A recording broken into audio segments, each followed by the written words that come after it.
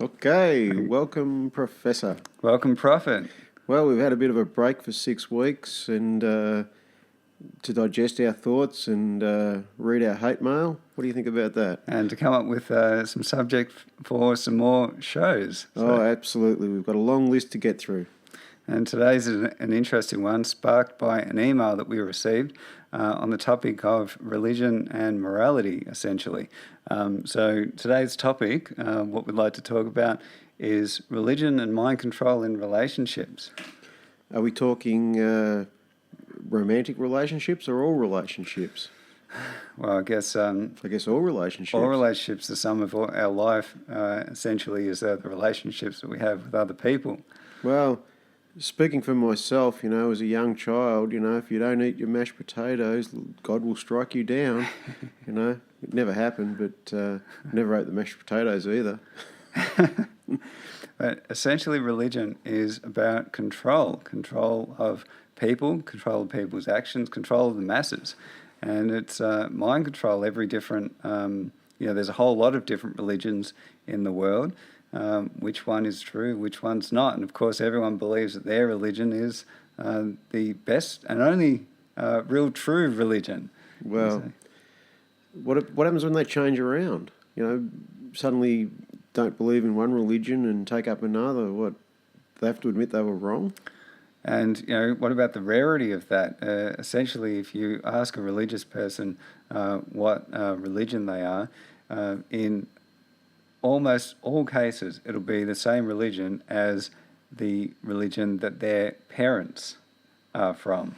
So essentially, it's think of it as a virus of the mind that is transmitted from parent to child, and then from as the child grows up and has a family of their own, so it goes. Oh yeah, it's all about compliance, isn't it?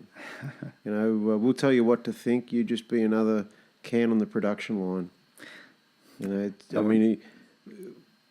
see it. I saw it in my own family, and I've seen it in many other people's families as well. That first of all, religion rotted their guts. But second of all, if someone was sufficiently self-aware or had some sort of awakening and no longer believed in the religion, just how it split the family. And I've experienced this with my own so-called family. I call it the Socrates disease, corrupting the youth and not believing in the gods, so therefore you're put to execution. This is what's happened amongst my gene pool. Anyone that dared to think for themselves was very quickly isolated. There's a family in America, they do the picketing of dead soldiers' funerals. I'm trying to think of it. The name will come to me, but they're called the most hated family in America. And what's interesting about them is that a number of members of the family have actually broken free of the religion and the family's control and essentially gone their own way. And they've done some interviews, some media. And what struck me about the individuals who broke free was their intelligence in comparison to the rest of the family. Now, it's a dirty little secret that the most religious amongst us are, generally speaking, the least intelligent. There have been studies done of scientists, some of the best and brightest, most intelligent scientists in the world, and how much they believe, or whether they believe in God, and whether they follow religion. And the results of these studies are that the best and brightest don't believe in God.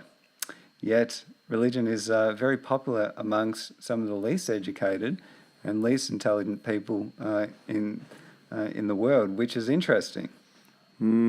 It's I think you got to look at it with an element of rationalisation and an element of logic.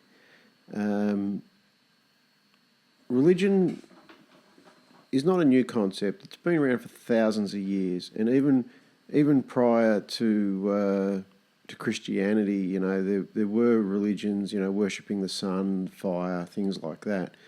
And basically, religion was invented to explain things that we couldn't explain.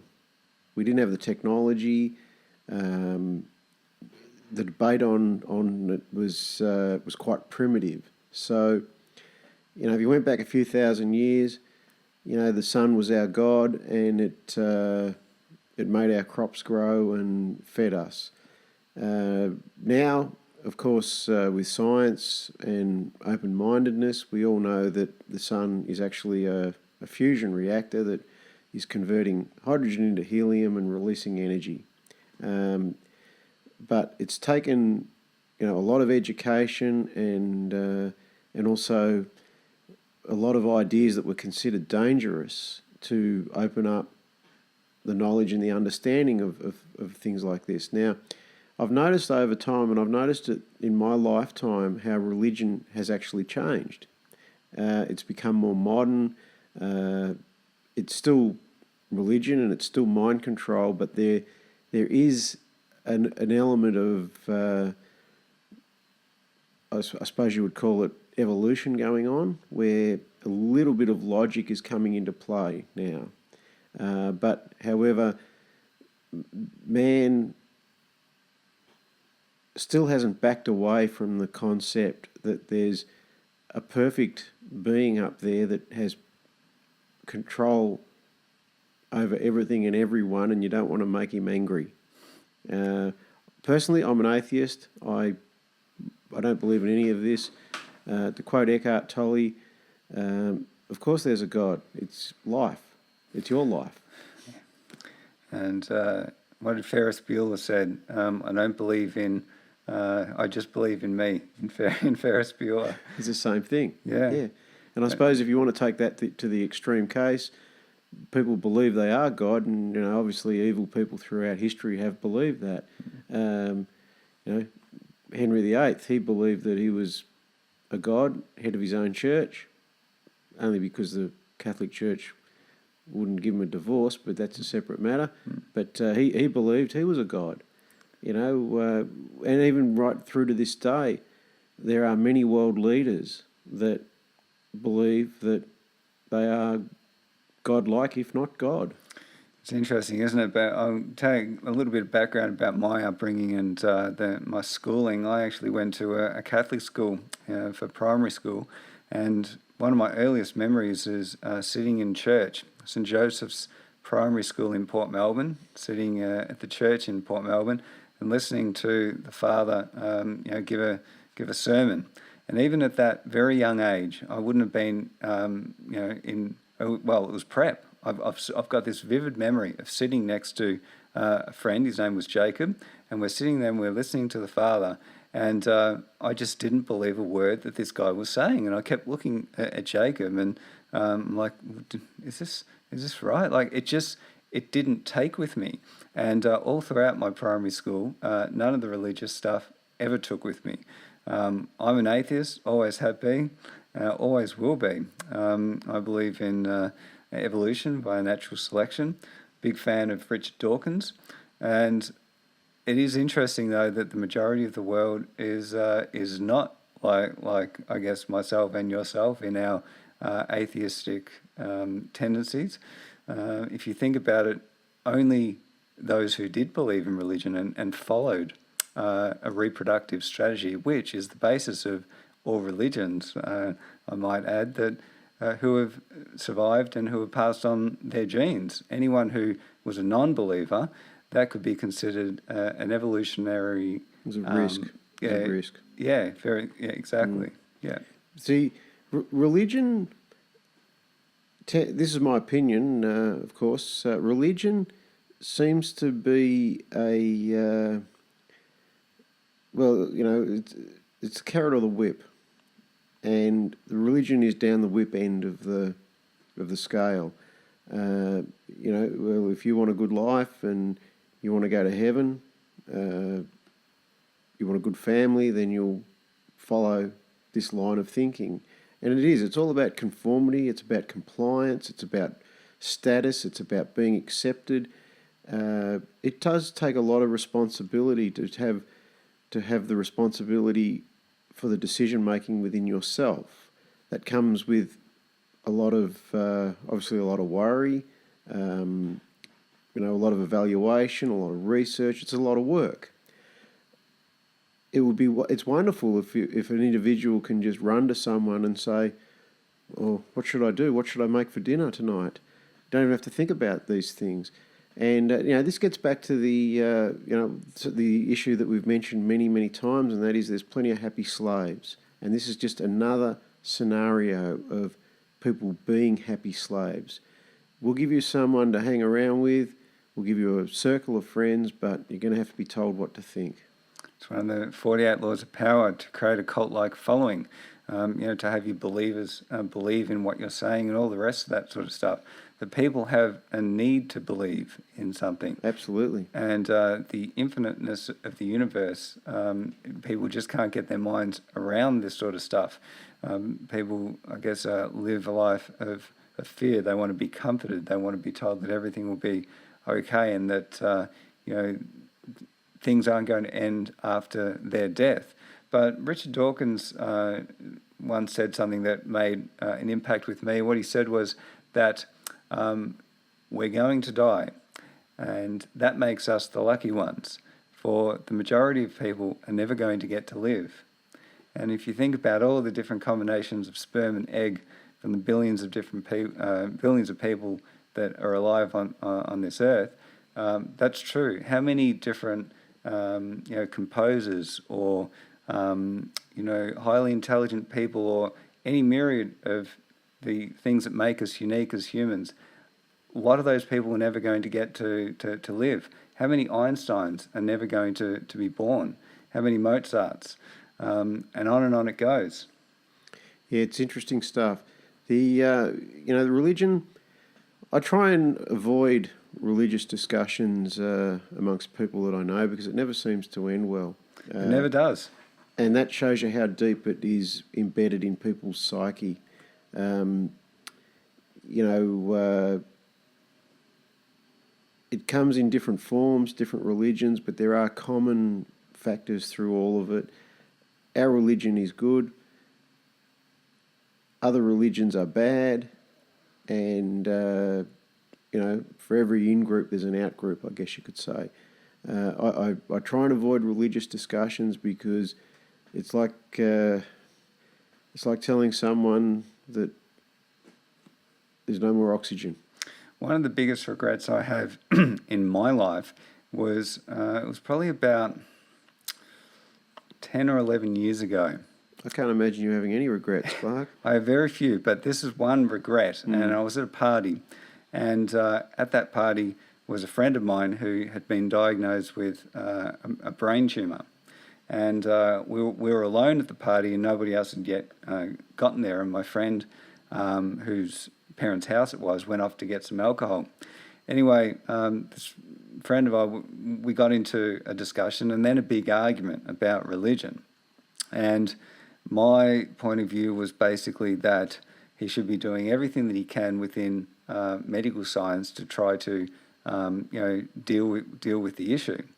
And it got into a discussion of religion and God and belief, and it just degenerated into a massive argument to the point where one of the partygoers, a good friend of mine, had to intervene, or else we would have come to blows.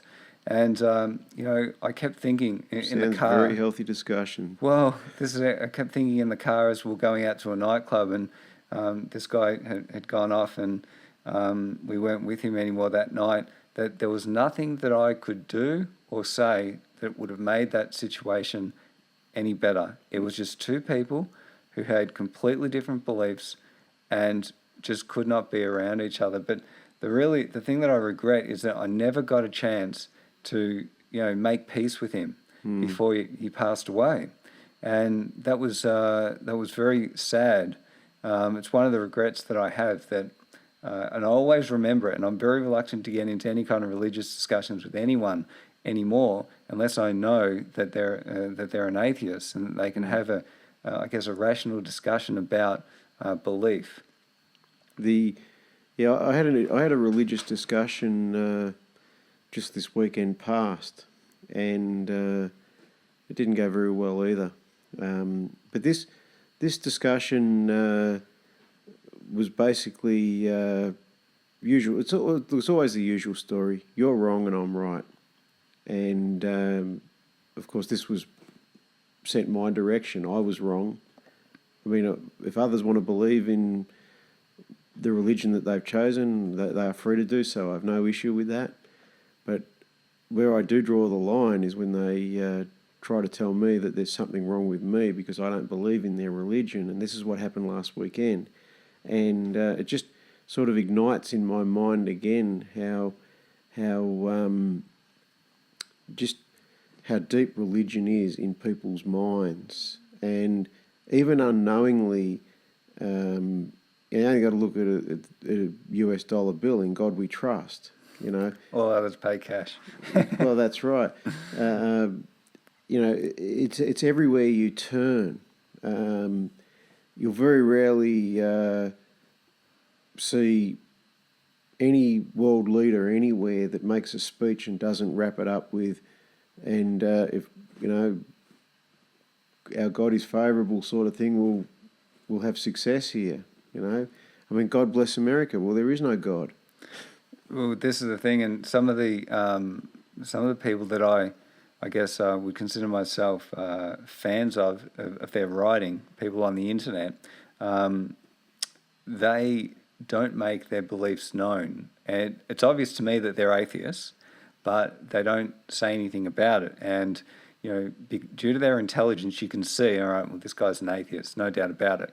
But they don't go into it. And the reason why is because they know that if they do... They'll lose following. That's right. They'll lose a big part of their following and they'll lose some power.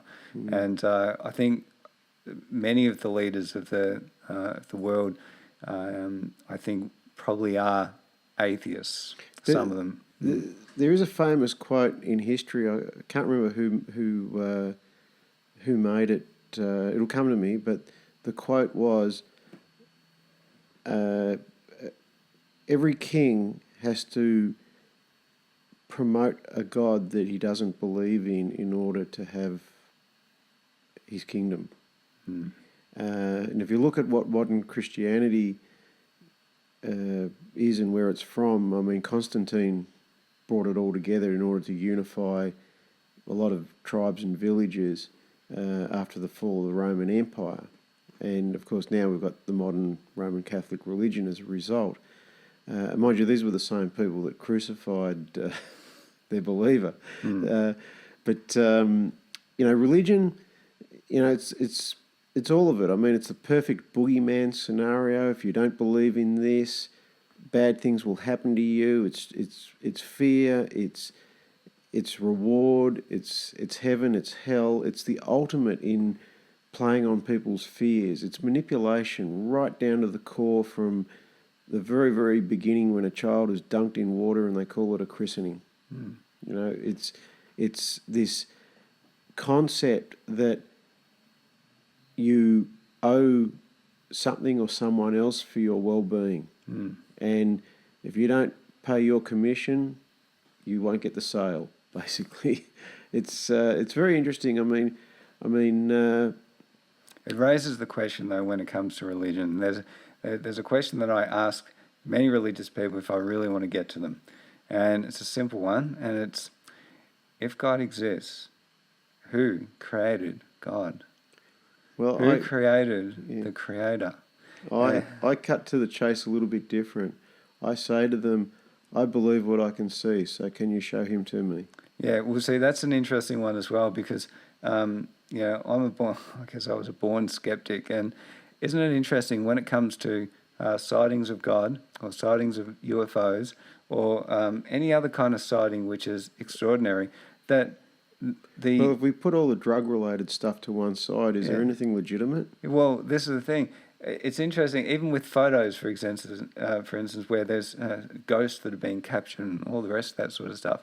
You'll think that, well, hang on a second, if they really did exist, wouldn't they stick around and perhaps do an interview? I mean, wouldn't they say to themselves, hang on, we've got a lot of technology in this world. What I'm going to do, I'm going to appear before the people, and I'm going to do going to go on a series of media interviews and I'm going to let everybody know that I, God, exists, and that ghosts exist and UFOs exist, and it's always just in passing. Oh, I can only just see him in the photo, and oh, have a look at this. There's a report out here. It's not. We've got this technology to send our thoughts and our ideas and pictures and video all around the world. You'd think that anyone of that kind of intelligence and know-it-all sort of being would actually say, well, hang on, maybe I should utilize some of that. Maybe I should get a Twitter account. Exactly. Something like that. Exactly. And then Facebook, everyone can talk YouTube. to me direct. But they don't, do they? No, it's interesting, isn't it? But yes. Burden of proof is on you. What's the saying? That extraordinary claims require extraordinary evidence. I haven't seen any, just quietly. Yeah. I've heard a lot of hearsay and things like that. But, I've spoken to very passionate people about religion, and I respect them for their beliefs, and I wouldn't, under no circumstances would I want to deny them the right to believe in whatever they want to believe in. That's their choice. I think that's the right approach. But however, I have had many falling outs with these people when they have tried to ram it down my throat, and usually, they try and sell it to me with fear, which I don't. I mean, I don't live in fear. That doesn't worry me. But of course, we have a new god in town, and that's money. And I suppose over time, like all conquering of civilizations, old gods get incorporated in with new gods, and this is actually what's going on at the moment. Money, which is the new god, is being incorporated into the old gods, the old religions. But we have a new god again that has surfaced in recent times. Once upon a time, last thing people would do before they went to bed was pray that, thank you for the day and hope I get to see tomorrow, and may I keep my soul for another day. These days, we'd still do the same thing. It's just we check our Facebook before we go to bed. So we have a new god that's beginning to surface as well. So I suppose when you look at it with an element of open-mindedness and an element of rational thinking, you can see how people need to believe in something. And not only do they need to believe in something, they invent something to believe in. And the two work in perfect synergy in the human mind. Generally speaking, the types of people who advance humanity, okay, if you think of some of the greatest scientists, greatest thinkers throughout history, many of them have been atheists, or are people who today would be considered to be atheists. I'd like to bring up... Many were tortured for it as well, though. Indeed they were. So, I mean, look at Leonardo and his writing, his mirrored writing. He had to do that so as not to, be persecuted.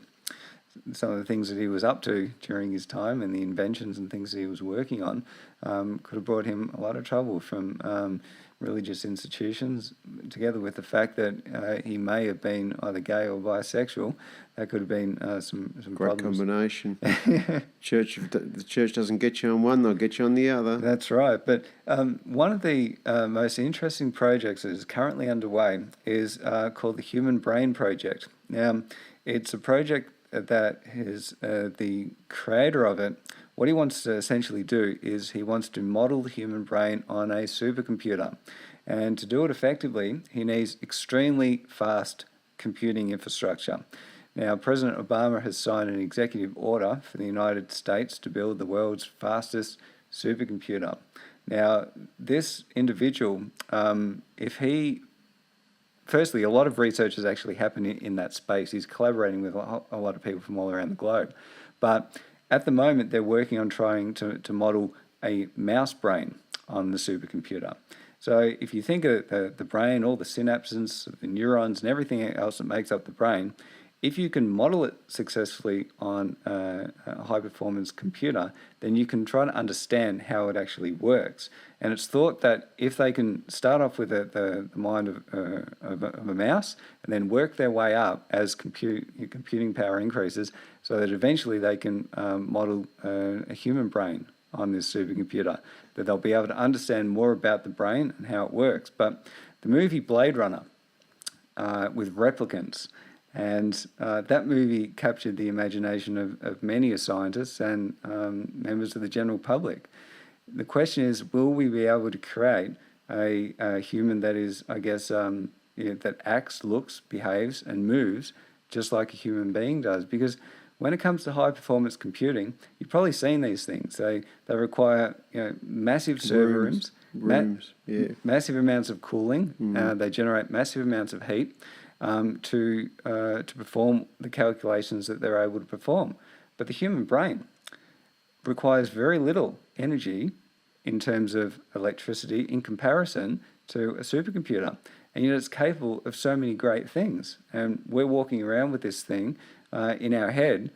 If we can understand how it works better, if we can model it on a HPC system, then maybe we could create new computers that work in a similar way to the human brain, and we can create our replicants, our Blade Runner replicants at some point in time.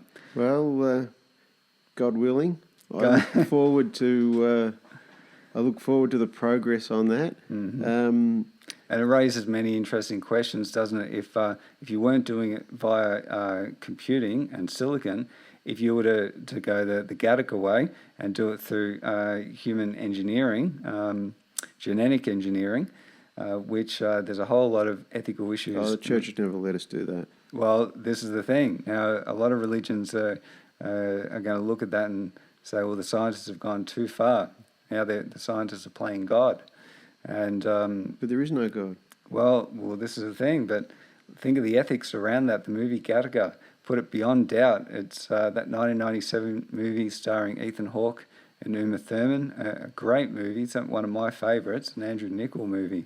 And there was a lot of, I guess that sealed the debate when it comes to human genetic engineering, because of the advantages that some people will have if they're born, with greater intelligence, better looking, taller, stronger, all the things that are advantageous in society. It'd be very interesting to revisit the human race in a couple of thousand years.